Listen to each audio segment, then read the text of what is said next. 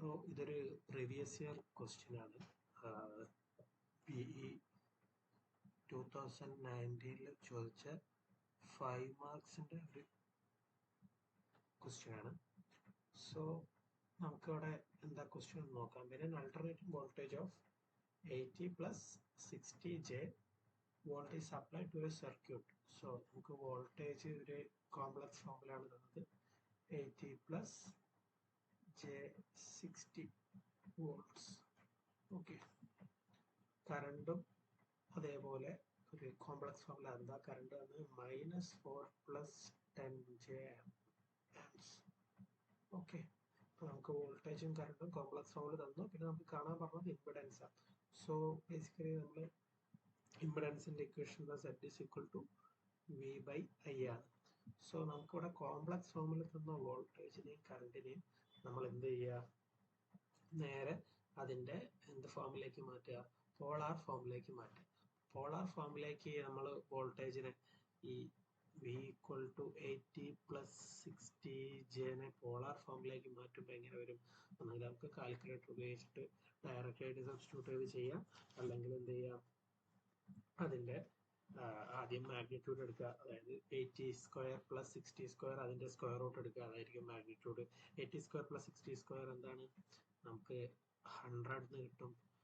Angle എന്ത് വരും, polar ഫോമിന്റെ ടാൻ ഇൻവേഴ്സ് 60/80 വരും. ടാൻ ഇൻവേഴ്സ് 60/80 എന്ന് പറയുന്നത് 36.86 അല്ലെങ്കിൽ എത്ര വരും, 36.86 വരും. ഓക്കെ, ഇനി നമുക്ക് എന്ത് കാണണം, കറണ്ടിന്റെ പോളാർ ഫോം. കറണ്ടിന്റെ പോളാർ ഫോമിൽ നമ്മൾ ശ്രദ്ധിക്കണം, ഫസ്റ്റ് റിയൽ നമ്പർ നെഗറ്റീവ് ആണ്, -4 പ്ലസ് 10J ആണ്. അപ്പം ഇതിന്റെ കോംപ്ലക്സ് ഫോം എന്ന് പോളാർ ഫോമിലേക്ക് മാറ്റി കഴിഞ്ഞാൽ ഒരു 10.77 ആംഗിൾ 111.8 ഡിഗ്രി എന്ന് വരും. ഓക്കെ, ഇത് കിട്ടുന്ന മനസ്സിലായി. ഇതിപ്പം നമ്മൾ ഇതിന്റെ ആദ്യം മാഗ്നിറ്റ്യൂഡ് എടുക്കും, 10 സ്ക്വയർ പ്ലസ് 4 സ്ക്വയറിന്റെ റൂട്ട് എടുക്കും. എന്നിട്ട് എന്ത് ചെയ്യും, അതിന്റെ ആംഗിൾ ഇങ്ങനെ ടാൻ ഇൻവേഴ്സ് 10/-4 എന്ന് വരും. അപ്പൊ നമുക്ക് അവിടെ എക്സ് ആക്സിസിൽ നെഗറ്റീവ്, അതായത് റിയൽ ആക്സിസിൽ നെഗറ്റീവ് വന്ന് ഇതിന്റെ കൺസെപ്റ്റ് എങ്ങനെയാന്ന് വെച്ച് കഴിഞ്ഞാൽ -4 പ്ലസ് 10J എന്ന് പറയുന്ന പോയിന്റ് എങ്ങനെ വരും, ഇത് -4 ആണ്, 10J എന്ന് പറയുന്നത് ഇതാണ് 10 എന്ന് വിചാരിക്കാം. അപ്പോൾ ഇതാണ് നമ്മുടെ പോയിന്റ്. ഓക്കെ, അപ്പൊ നമുക്ക് ഇപ്പം കിട്ടുന്ന ആംഗിള് ടാൻ ഇൻവേഴ്സ് 10/4 എന്ന് പറഞ്ഞു കഴിഞ്ഞാൽ നമുക്ക് കിട്ടുന്ന ആംഗിൾ എന്തായിരിക്കും, ഈ ആംഗിൾ ആയിരിക്കും. ആക്ച്വലി നമുക്ക് വേണ്ട ആംഗിൾ എന്താണ്, ഈ ആംഗിളാണ്. അപ്പൊ 180 മൈനസ് ഒരു ഈ ആംഗിൾ ചെയ്യും. അപ്പൊ നമുക്ക് എന്ത് കിട്ടും, 111.8 എന്ന് കിട്ടും. അതായത് അത് നമ്മൾ മാനുവലി ചെയ്യുമ്പോൾ മാത്രമേ ഈ ഒരു പോയിന്റ് കൺസിഡർ ചെയ്യേണ്ടതുള്ളൂ. അല്ലാതെ എന്ത് ചെയ്താൽ മതി, ഡയറക്റ്റ് ആയിട്ട് നമ്മൾ കാൽക്കുലേറ്ററിൽ ചെയ്താൽ മതി. ഓക്കെ, അപ്പൊ നമുക്ക് വോൾട്ടേജ് കിട്ടി, കറണ്ട് കിട്ടി. ഇനി റെസിസ്റ്റൻസ്, അതായത് റെസിസ്റ്റൻസ് അല്ല, ഇമ്പിഡൻസ്. AC സർക്യൂട്ട് ആണ്, ഇമ്പിഡൻസ് കാണണം. Z is equal to V/I. രണ്ടും വെക്ടർ ആണ്. അപ്പം നമ്മളത് ഫേസർ ആണ്, രണ്ടും ഡിവൈഡ് ചെയ്യുക. അപ്പം 100 angle 36.86 divided by 10.77 angle 111.8 degree.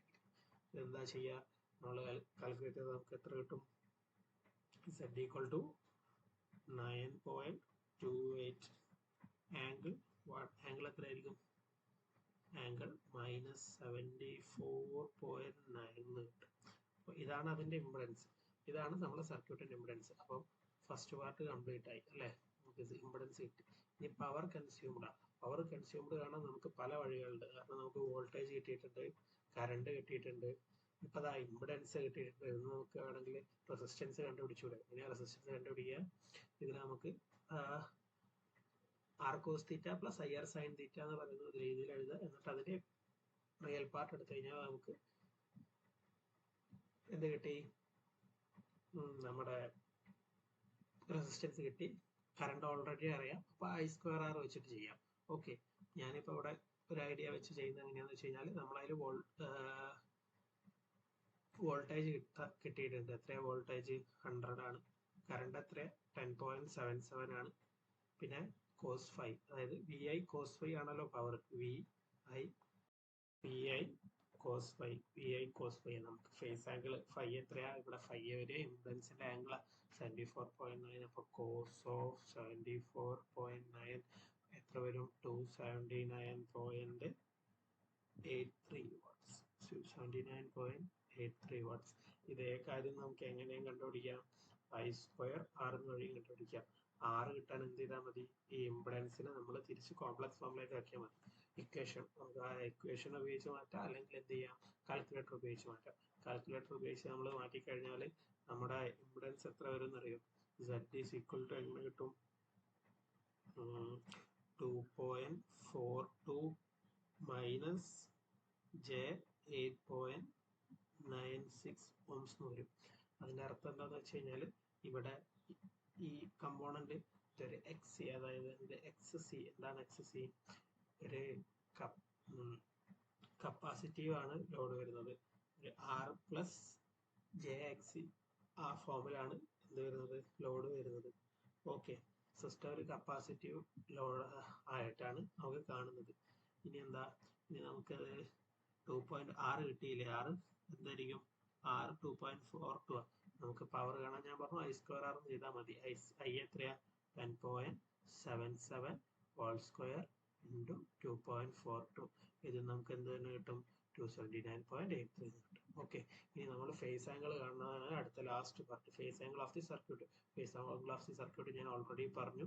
Phase angle of the circuit എത്ര വരും, ഓൾറെഡി ഇംപെഡൻസിന്റെ ആംഗിൾ എത്രയാണ് വന്ന്, നമുക്ക് -74.9 ആണ് വന്നത്.